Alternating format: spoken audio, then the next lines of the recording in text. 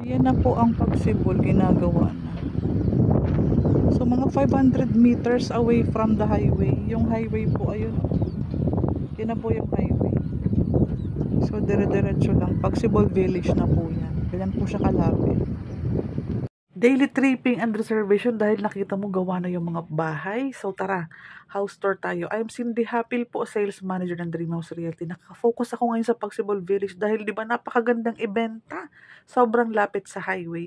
Sa mga bago pong inquiries, si Pagsibol Village Premier is mas pina-improve, mas pinaganda kasi may mga kisame na po ang kitchen area, ang CR mo naka-tiles, painted walls. Same pa din po ang floor area. 45.5 kaya malaking bahay po ito, malaki po ang CR. 54 ang lot area po, kaya kasya 2 parking area since open space ang gilid ng bahay. Check mo.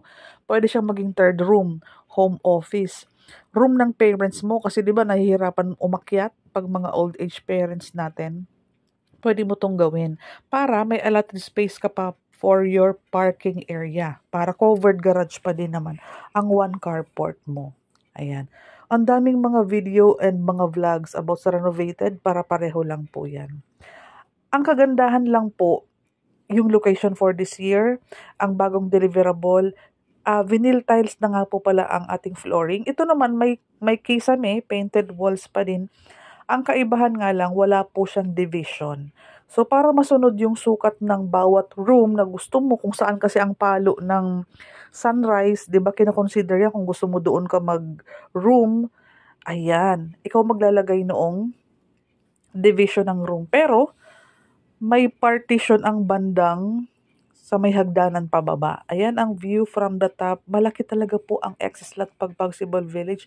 Duplex kaya may mga bintana ang gilid ng bahay, hindi dikit-dikit, maaliwalas. Mas tahimik po kasi kapag ganitong hindi dikit-dikit. Ayan po sinasabi ko, meron kasama po yan. Ang wala lang talaga yung pagkakahati ng room. Tara, PM mo ko.